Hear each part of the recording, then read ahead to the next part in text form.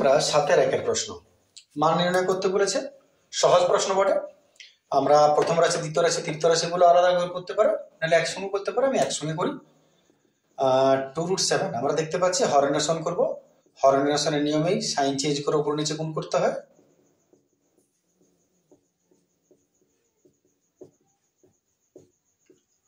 তাহলে sign change করে উপর নিচে গুণ করব।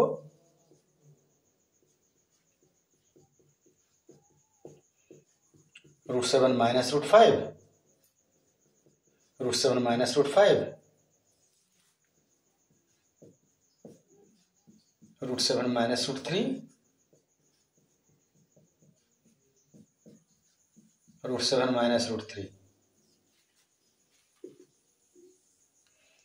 উপরেটা রেখে দেওয়ার নিয়ম বটে। প্রথমে এটা plus b minus b, formula ভেঙে দাও। a square minus b square. উপরেটা আবার যেমন আছে রেখে দাও। এটা a square minus b square.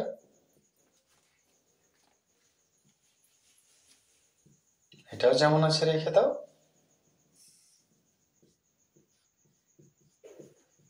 নিচেটা a square minus b square. উপরেটা ধরলক্ষণ, 5 থেকে 3 গেল। ডাইরেক্ট 2 করছি। কত লিখবে তুমি?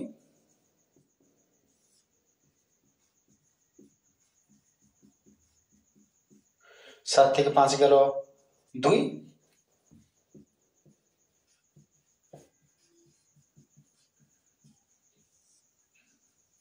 7 থেকে 3 গেল 4। বুঝতে পারছো? উপরে নিচে কেটে যায় একটু। তাহলে এখান থেকে 2 গেল, এখান থেকে 2 গেল, আর এখান থেকে 4 গেল। এরপরে কি নিয়ম? গুণ করে নেব। তাহলে এর সঙ্গে দুটোই গুণ হবে। রুটে গুণ হয়। 5 × 7 = 35, √35 মাইনাস 3 × 7 = 21, 3 × 7 = 21, 3 × 5 = 15, 5 × 7 = 35, মাইনাস মাইনাসে প্লাস, 3 × 5 = 15। দেখা যাক plus minus, minus plus, minus plus, Gogla answer. চলে আসছে পরের প্রশ্ন। ব্যয় আংশিক ধ্রুবক ও হোস্টেলবাসী লোক সংখ্যার সঙ্গে সরল ভেদে আছে। লোক সংখ্যা এত ইত্যাদি ইত্যাদি। তোমার প্রথম কাজ তুমি দেখো কি কি বিষয় বলেছে না, হোস্টেলের ব্যয় আংশিক ধ্রুবক আর আংশিক হোস্টেলবাসী লোক সংখ্যার সঙ্গে সরল ভেদে আছে। এখানে দুটো জিনিস বলেছে, এক তো ব্যয় খরচ, আর 2 নম্বর হোস্টেলের লোক সংখ্যা। তোমার প্রথম কাজেই হবে যে মূল দুটো বিষয়কে XY ধরে নেওয়া আগে। তাহলে আমি প্রথমে লিখছি, ধরি ব্যয়, মোট ব্যয়, ধরি মোট ব্যয় X টাকা। একদম মন দিয়ে দেখো, শেষ যখন হবে তখন বুঝতে পারবে গোটাটাই সহজ ছিল। মোট ব্যয় X টাকা আর মোট লোক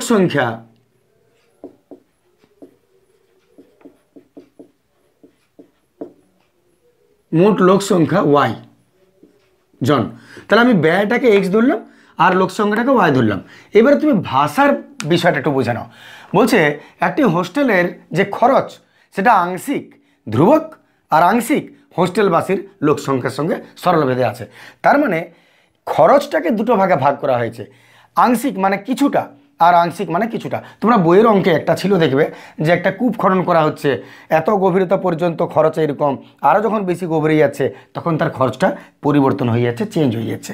এখানেও সেই জিনিসটা, খরচটাকে দুভাগ করা হচ্ছে। প্রয়োজনে তুমি বইয়ের সেই অঙ্কটা একবার দেখে নেবে, যে স্যারের ভিডিও থেকে তুমি দেখবে, বা তুমি যদি নিজে জানো, বা আমারও প্লেলিস্টে ছাড়া আছে, তাহলেও সুবিধা পাবে, আরও এটার জন্য আরও সুবিধা হবে।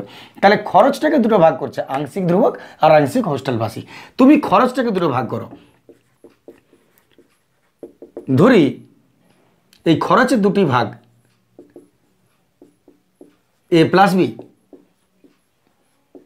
একটি অংশ A, অপরটি বি ধরতেই পারো। আবার বলছি প্রথম থেকে কথাটা, ব্যয়টাকে দুভাগে ভাগ করছে, আংশিক ধ্রুবক আর আংশিক হোস্টেলবাসীর লোক সহযোগী ইত্যাদি ইত্যাদি। তাহলে খরচের যে দুটো ভাগ, ওটাকে তুমি একটা ভাগকে আর একটা ভাগকে বি ধরো। তাহলে যদি এই খরচটাকে দুভাগে ভাগ করি, কিছুটা এ কিছুটা বি, তাহলে নিশ্চয়ই তাদের যোগ করলে এক্সেই পাবে। তাহলে দুটি খরচের একটা অংশ যদি এ আর একটা বি হয়, তাহলে এ প্লাস বি যোগ করলে নিশ্চয়ই মোট খরচ পাবো। আশা করি তোমাদের ক্লিয়ার এতটা। তাহলে এক্স সমান এ প্লাস বি। তাহলে আরবার প্রথম থেকে তুমি ঠিক করে নাও, খরচ এক্স ধরলে, জনসংখ্যা ওয়াই ধরলে, ক্লিয়ার। এইবারে খরচটাকে দুভাগে ভাগ করে দাও, একটা এ একটা বি, তাহলে এ বি যোগ করলে নিশ্চয়ই এক্স হবে। এক্স সমান এ প্লাস বি, আশা করি ক্লিয়ার। আমি একটু রিপিট করছি, বোর যেন না হও, তোমাদের সুবিধার জন্য। এইবারে তুমি এক কাজ করো, প্রথম থেকে পড়ো। একটি হোস্টেলের ব্যয় আংশিক ধ্রুবক, কিছুটা ধ্রুবক আছে। তাহলে প্রথমে যে আংশিকটা বলেছে এটা কোনটা পড়ে? এইটা। আর তারপরে যে আংশিকটা পড়ে বাকিটা সেটা এটা পড়ে। তাহলে খরচের আংশিক, তার মানে অতএব এ সমান আংশিক ধ্রুবক। ধ্রুবক মানে কে? তাহলে কিছুটা অংশ, আংশিকটা ধ্রুবক, আমি কিছুটা অংশ এ ধরেছি, সেটাকে ধ্রুবক করে দিলাম K1 ধরি ধ্রুবক। আর বাকি অংশ মানে বি। বিটা কি হচ্ছে?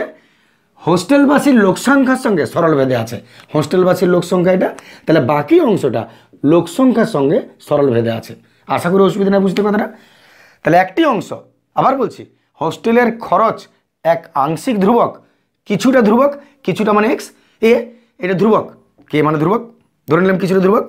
আর কিছুটা হোস্টেলবাসীর সঙ্গে, কিছুটা মানে বিটা, হোস্টেলবাসীর লোক সংখ্যার সঙ্গে সরল ভেদে আছে, হোস্টেলবাসীর লোক সংখ্যা ওয়াই তার সঙ্গে সরল ভেদে আছে। আশা করি এতটা ক্লিয়ার তোমাদের কাছে।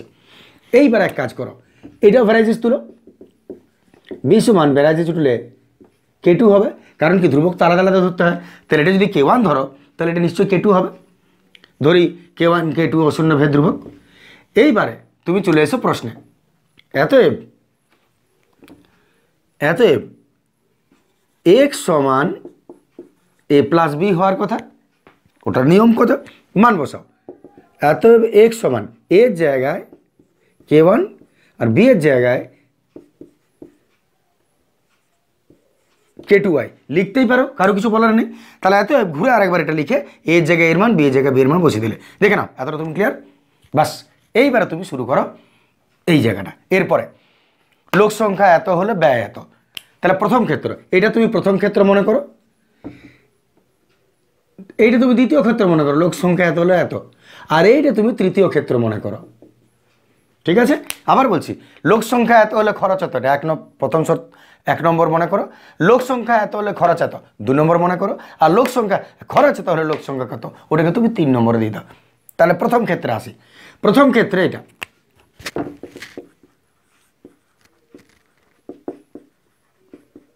প্রথম ক্ষেত্রে লোক সংখ্যা, খরচ ধরেছ এক্স, লোক সংখ্যা ধরেছ ওয়াই।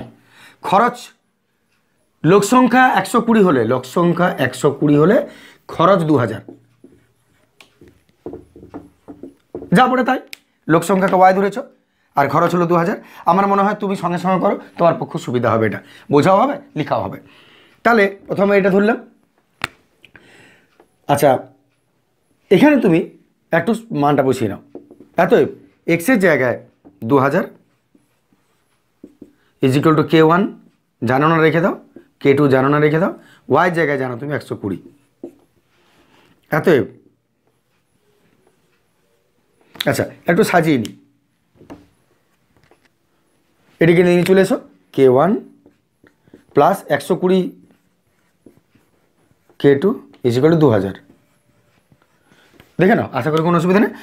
K1 120 K2 সমান 2000। এটাকে তুমি 1 নম্বর দিয়ে ছেড়ে দাও, প্রথম ক্ষেত্র হয়ে গেল। এবারে দ্বিতীয় ক্ষেত্রে চলে যাও।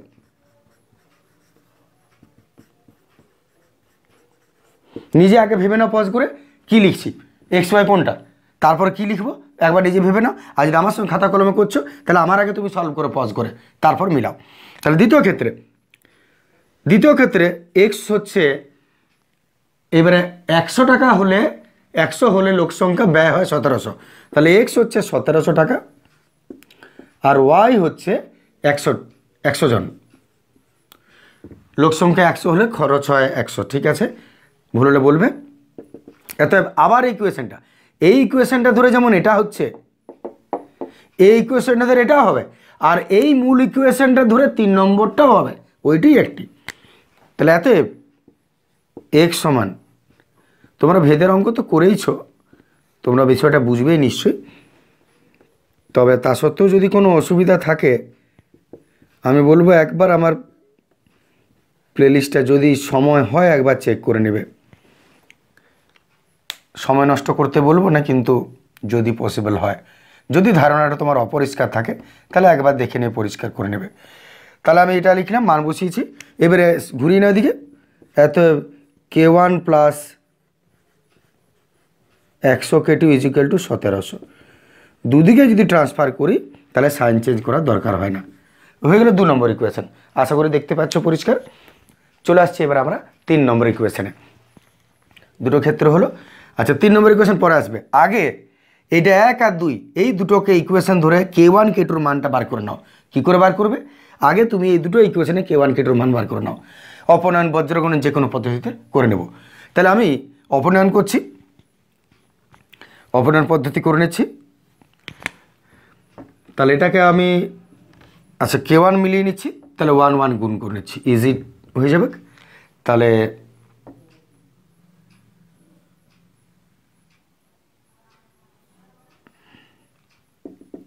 এত জায়গাটা একটু কনজাস্টেড হয়ে যেতে পারে, ওই জন্য এখান থেকে করছি। K1 প্লাস 120 K2 2000, আর এখানে আছে K1 plus 1700।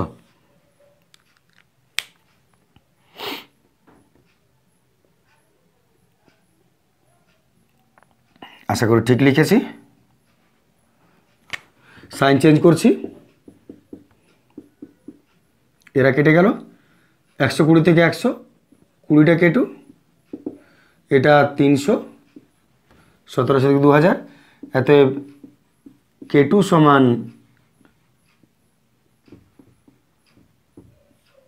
300/20,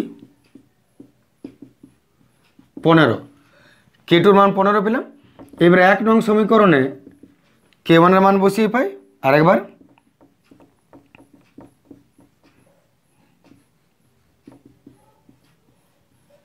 K1 plus 120 is equal two, এখানে মান বসাচ্ছি,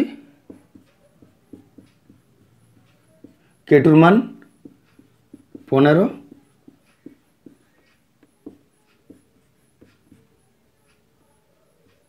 15 গুণ করে নিচ্ছে একটু,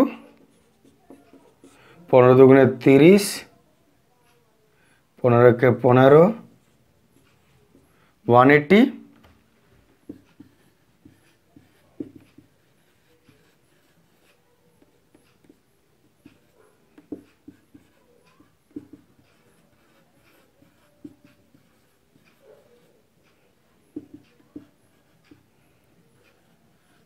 দুশো। K1ও বেরিয়ে গেল 200। এইবারে তোমার হাতে শেষ কাজ রইল। শেষ কাজ বলতে প্রথম ক্ষেত্র দ্বিতীয় ক্ষেত্র শেষ হয়ে গেছে, এইবারে তৃতীয় ক্ষেত্র চলে এসো, লাস্ট স্টেপ।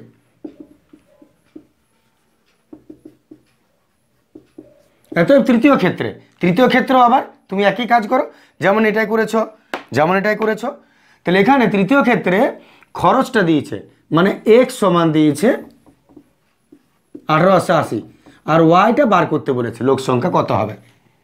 ঠিক আছে, কি এখানেও যেমন তুমি ইকুয়েশনটা নিয়েছিলে, এখানেও সেই ইকুয়েশনটাকে তুলো। অতএব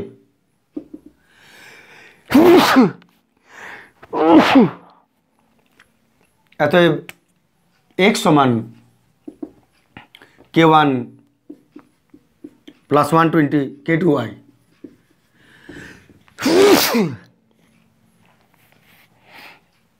অতএব x is equal two K1 into K2y।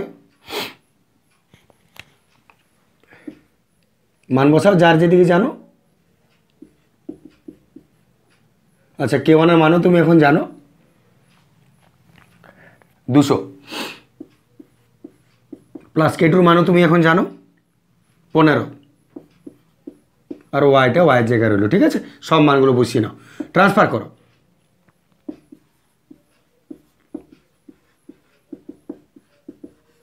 Transfer করে নিলাম ওদিকে। এতে 15y সমান 1680, এতে y সমান 15 1 15 1 15 1 15 1 রইল, 15 1 15 15 2 30 112। এতএব লোক সংখ্যা কত হবে? এতএব লোক সংখ্যা হবে 112 জন।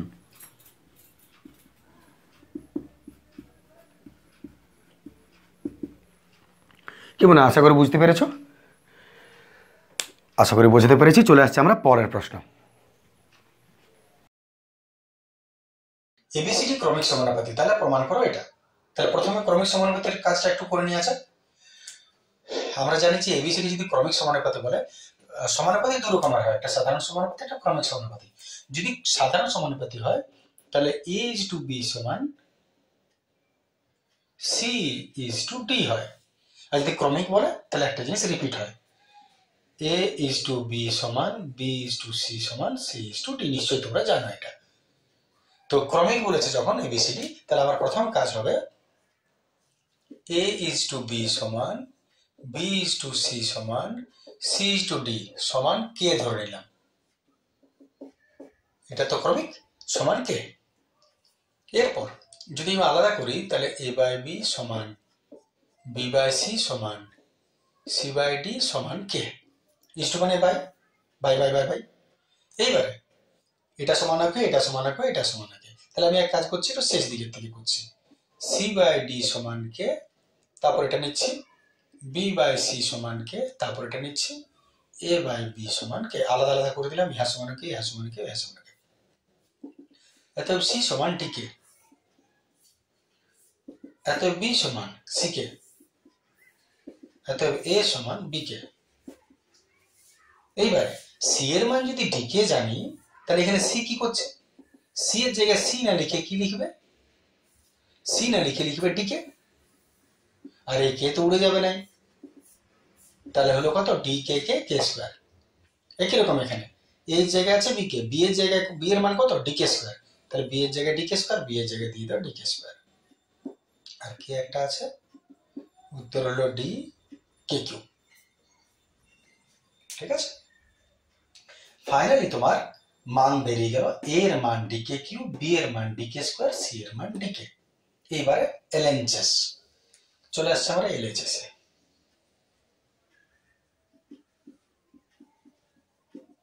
এলএইচএস এ বলছে a square minus b square into c square minus d square. মান বসাই গিয়ে পাই, দ্বিতীয় বন্ধনী দাও, এ জায়গায় এর মান ডি কে কিউ তার স্কোয়ার, মাইনাস বি এর জায়গায় বি এর মান দাও ডি কে স্কোয়ার তার স্কোয়ার, ইন্টু সি এর জায়গায় সি এর মান দাও ডি কে তার স্কোয়ার, আর ডি এর জায়গায় ডি এর মানে রেখে দাও। জানো না তো বসাবে কি? জানো তো বসাও। ব্র্যাকেট তুলছি, ডি দুটা, কে তিন দুগুণে ছটা, এর সঙ্গে এর গুণ, এর সঙ্গে এর গুণ, ডি হলো দুটাই, আর কে তিন দুগুণে ছটা, পাওয়ারে পাওয়ারে গুণ হয়। এবারে ডি দুটা, কে চারটা, ডি দুটা, কে দুটা, ডি দুটা। এবারে টেনে হিঁচড়ে কমন নাও, দেখো কত কমন যাচ্ছে। ডি দুটোই আছে, ডি দুটো কমন চলে গেল, আর কে ছটা আর চারটা, কম যটা থাকে তোটা কমন যায়। ছটা চারটা, কম কোটা? চারটা। ভাগ করে দিলে পড়ে কি রইল? ডি দুটা বেরিয়ে গেছে, কে ছটার মধ্যে চারটা বেরিয়ে গেছে, রইল দুটা। দুটা চারটা সবই চলে গেছে, কিছু পড়ে নেই, কিছু পড়ে নেই মানে 1। ডি স্কোয়ার কমন চলে গেল, পড়ে রইল কে স্কোয়ার মাইনাস 1। এবারে শেষ কাজে আসি, ডি দুটা আর দুটা গুণ করলে ডি চারটা, আর কে চারটা আছেই ধরো লক্ষণ, আর কে স্কোয়ার মাইনাস 1, কে স্কোয়ার মাইনাস 1 দুবার আছে, দুবার না লিখে একবার লিখে আর হোল স্কোয়ার করে দাও। এলএইচএস শেষ হলো। আসা যাক আরএইচএস। আরএইচএস এ কে আছে? B square minus C square তার হোল স্কোয়ার। মান বসানো যাক, দ্বিতীয় বন্ধনী দাও, বি এর মান ডি কে স্কোয়ার তার বাইরে স্কোয়ার, সি এর মান ডিকে, তার বাইরে স্কোয়ার আর বাইরে হোল স্কোয়ার। ব্র্যাকেট খোলা যাক, ডি দুটা, কে দুই দুগুণে চারটা, মাইনাস ডি দুটা, কে দুটা, বাইরে হোল স্কোয়ার। কমন নিব, ডি দুটা কমন গেল, ডি দুটা, কে চারটা, কে দুটা কমন গেল, কে দুটা কম যে যতটা কমন, পরে কে কে থাকলো, ডি দুটা নিয়ে নিয়েছো, কে ছিল চারটা, নিয়েছো দুটা, রইল দুটা, মাইনাস ডি দুটাও চলে গেছে, কে দুটাও চলেছে, কিছু নেই মানে 1। হোল স্কোয়ারটা বাইরে এখন রাখি। এইবারে ব্র্যাকেটের বাইরে বার করো, যখন তুমি ব্র্যাকেট তুলবে বা কোনো কিছুকে কমন নিয়ে স্কোয়ারের বাইরে বার করবে, তখন ওই পাওয়ারটা এরাও পাবে যারা বেরোচ্ছে। তাহলে সবাইকে দাও, ডি দুটা দুটা চারটা, কে দুটা দুটা চারটা, আর একে তো ভেঙে দিতে পারবে না, তাই এর মাথায় হাঁড়ি চাপিয়ে দাও। দেখো ইহার সঙ্গে ভাব মিলিয়ে গেল। অতএব ইলিঞ্চেস সমান ইরেঞ্চেস প্রমাণিত হয়ে গেল। জল হয়ে গেল পুরো, দেখে নাও।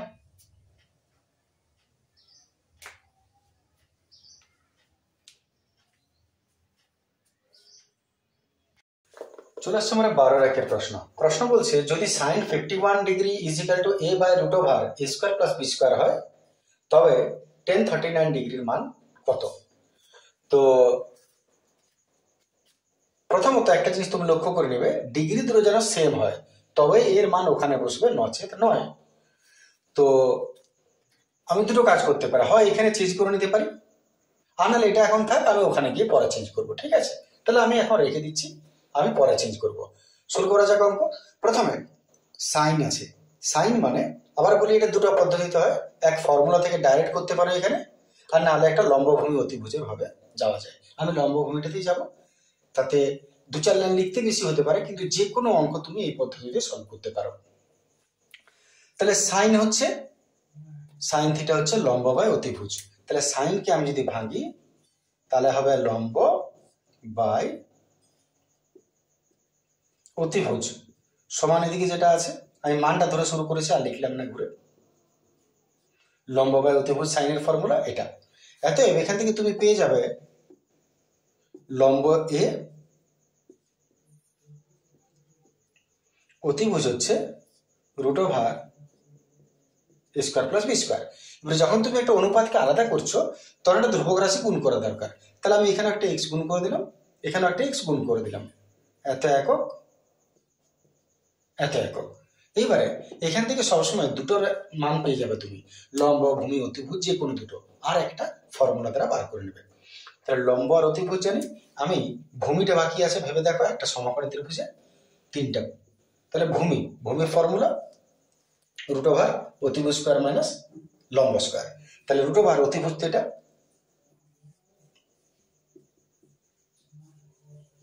অতিভুজ স্কোয়ার মাইনাস লম্ব স্কোয়ার। একটু সলভ করা যাক, এক্স এর স্কোয়ার পেয়ে যাবে আর রুট স্কোয়ারকে খেয়ে ফেলবে, তাহলে পড়ে রইল, নিচে চেক করে নেবে, এক্স স্কোয়ার পেয়ে গেল, আর এই রুট স্কোয়ার খেয়ে দিলে এটা পড়ে রইল, এক্স স্কোয়ার এ স্কোয়ার, এখানে ব্র্যাকেট তুলবে, x square a square plus x square b square minus x square a square, এটা চলে গেল, পড়ে রইল root over x square b square, square রুটকে খায়, পড়ে রইল এক্স ইন্টু বি, পেয়ে গেলে ভূমি। বাস 50% কাজ হয়ে গেছে। এইবারে প্রশ্নে চলে এসো। এবার লম্ব ভূমি অতিভুজ তিনটা বার করে নেবে প্রথমে। এবার যে প্রশ্নটা দিয়েছে তুমি লিখো tan 39 ডিগ্রি। এইবারে সতর্ক থাকতে হবে, ডিগ্রি যেন সেম হয়, নাহলে এই মান ওখানে বসবে না। তাহলে এখানে আমাকে কি করতে হবে, এটাকে 51 করতে হবে, 51 পুরো কোণ জানোই তোমরা, 39 আর 51 যোগ করলে 90 হয়। এতই আমি এই অঙ্কগুলোতে পড়েছো, 10 39 এর জায়গায় 90 মাইনাস 51 লিখতেই পারি, কারো কিছু বলার নেই, 90 থেকে 51 এ 39 থাকে। বাস এইবারে 10 90 মাইনাস থিটা, 10 90 মাইনাস থিটা কট থিটা, কি এটা লিখছি, কট থিটা, কট থিটা। এইবারে 51 এসে গেছে, 51 এখনো মান বসাতে পারো। এবারে কটের ফর্মুলা কি? টেনের উল্টো। টেনের ফর্মুলা হচ্ছে ভূমি লম্ব বাই ভূমি, কট হচ্ছে ভূমি বাই লম্ব। তাহলে কটের ফর্মুলা হচ্ছে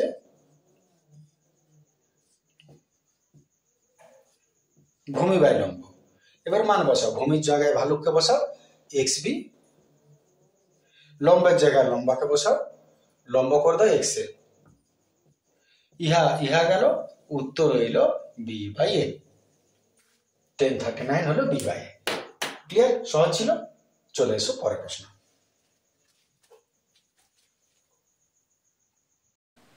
sine theta plus cos theta divided by sine theta minus cos theta is equal to 7 হলে টেন থিটার মান কত? তাহলে যদি এটা তোমাকে করতে হয় তাহলে একটা রিলেশনটা একটু তুমি আগে ভেবে নাও। প্রশ্নে দেওয়া আছে মান সাইন কস, এবং কোশ্চেন যেটা করেছে সেটা কিন্তু টেনের থেকে। তাহলে তুমি এমন কোনো একটা জায়গা স্থির করে নাও যে সাইন কস থেকে টেন আসবে কি করে, তারপর তুমি এগোবে। তাহলে সাইন কসের সঙ্গে রিলেটেড টেন একটা ফর্মুলা আছে, সে ফর্মুলাটা কি খেয়াল করো। সে ফর্মুলাটা হচ্ছে sine theta by cos theta is equal to tan theta. যদি এখনো না পেয়েছো, মেবি হতে পারে, তাহলে সেটা তুমি খেয়াল রাখো যে সাইন বাই কস সমান টেন হয় সব সময়। সাইন বাই কস সমান টেন হয়। আর যদি তুমি এটাকে উল্টাও তাহলে ওটা উল্টে যাবে। কস বাই সাইন সমান টেনের উল্টো কি হয়? কট। তাহলে কস বাই সাইন সমান কট হয়। তো যাই হোক, আমাদের এটাই প্রয়োজন, সাইন বাই কস সমান টেন হয়। তাহলে এই যে প্রশ্নটা দিয়েছে তোমাকে সমান টেন থিটা বার করতে বলেছে, তুমি যদি এটাকে এমন কিছু করতে পারো যে ফাইনালি শেষে গিয়ে সাইন বাই কস লিখতে পারো, আবার বলছি যদি এটাকে সলভ করে এমন কিছু করতে পারো যে শেষে সাইন বাই কস লিখতে পারো, তাহলে পরের লাইনে সাইন বাই কস সমান তুমি টেন লিখে দিতে পারবে, মানে টেনের উত্তর পেয়ে যাবে। তাহলে আমরা এটাকে এমন কিছু করছি যেন ফাইনালি আমরা সাইন বাই কস লিখতে পারি, তবে আমরা সেটাকে ট্রান্সফার করে দেবো টেনে। শুরু করেছে। প্রথমত যে রাশিটা দিয়েছে এটা তুমি ক্রস মাল্টিপ্লিকেশন করে নিতে পারো। যেমন এখানে এটা সমান তো 7 দেওয়া আছে, সাথে নিচে কিছু না 1 আছে, তুমি আগে ক্রস মাল্টিপ্লিকেশন করে নাও। তাহলে আমরা ক্রস করছি 7 sine theta 7 sine theta minus 7 cos theta is equal two sine theta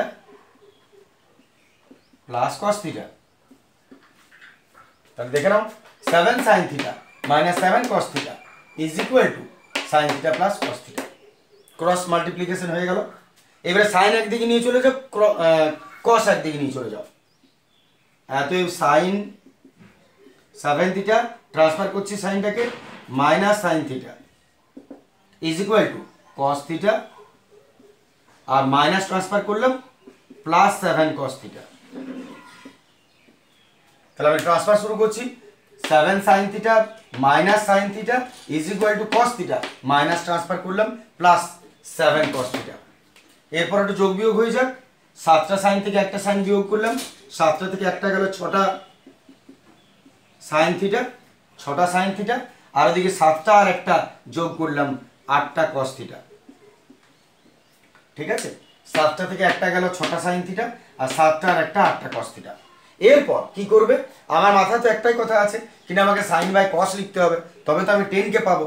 তাহলে সাইন বাই কস দেখে নাও, সহগ বিচ্ছিন্ন নিয়ম নিশ্চয়ই মনে আছে। মনে করো 2/a is equal two 3/b আছে কোথাও, তো তুমি চাইলেই a বাই b সমান 3/2 লিখতেই পারো। সহগটাকে সামনের সংখ্যাটাকে বিচ্ছিন্ন করে নিতে পারো, এর নিচে এটাকে, তাহলে এর নিচে এটাকে করতে পারো। তাহলে এখানে তুমি যদি লক্ষ্য করো এইটা দাঁড়িয়েছে, তোমার মাথায় আছে যে আমাকে 10 আনতে হবে, আর 10 মানে সাইন বাই কস। তাহলে আমি এখান থেকে সাইন বাই কস করতে পারি। কিভাবে করবে? সাইনের নিচে কসকে নামিয়ে দাও, উল্টো দিকে 8 এর নিচে 6 কে নামিয়ে দাও, বাস তোমার কাজ শেষ। তাহলে আমরা এই শেষ কাজটা কি করব?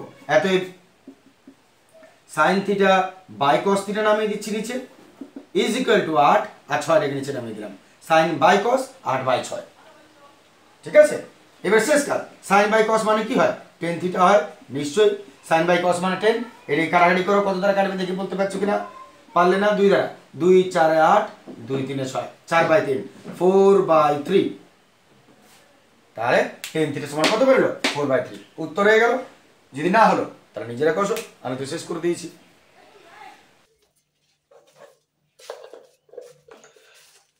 চলে আসছে আমরা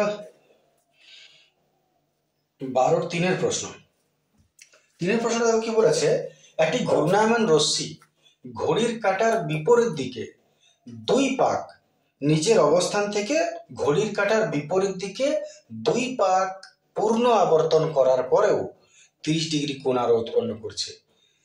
কোণটা ষষ্ঠিক আর বৃত্তীয় মান নির্ণয় করো। তাহলে একটা ঘূর্ণায়মান রশ্মি, মনে করো টর্চ জ্বালিয়ে দিয়েছ আর একটা টর্চ জ্বালিয়ে এটাকে ঘোরাচ্ছ, তাহলে কবার পূর্ণ আবর্তন করছে? 2 বার পূর্ণ আবর্তন করছে, একবার 2 বার ঘোরার পর আরো 30 ডিগ্রি কোণ উৎপন্ন করছে। আশা করি বুঝতে পারলে, 2 বার ঘোরার পরেও আরো 30 ডিগ্রি পর্যন্ত ঘুরছে। টোটাল কত কোণ হচ্ছে? তো প্রথমত একটা জিনিস তুমি ভেবে নাও, একটা পুরো সার্কেল 1 রাউন্ড ঘোরা মানে কত ডিগ্রি হয়? 360 ডিগ্রি।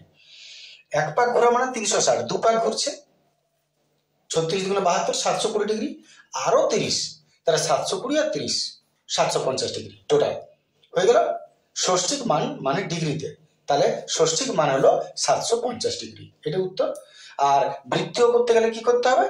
যত ডিগ্রি আছে তাকে পাই বাই 180 দ্বারা কাটাকাটি করে দাও, যা হবে ডিগ্রি মান, বৃত্তীয় মান হয়ে গেল রেডিয়ানে। আর ঘড়ির কাঁটার দিক আর বিপরীতটা একটু বলে নি। যদি ঘড়ির কাঁটার বিপরীত দিকে বলে তার মানে প্লাস সাইনে উত্তর হবে। যদি ঘড়ির কাঁটার বিপরীত দিকে বলতো তাহলে মাইনাস সাইনে। যদি ডিগ্রিটা মাইনাসে আসে তাহলে জানবে ঘড়ির কাঁটার দিকে ঘুরছে, যেদিকে ঘড়ির কাঁটা ঘোরে সেই দিকে। আর যদি ডিগ্রিটা প্লাস সাইনে আসে তাহলে জানবে ঘড়ির কাঁটার বিপরীত দিকে ঘুরছে বলে বোঝায়। বাস সেইটুকু কথা। তাহলে আমরা লিখে নিই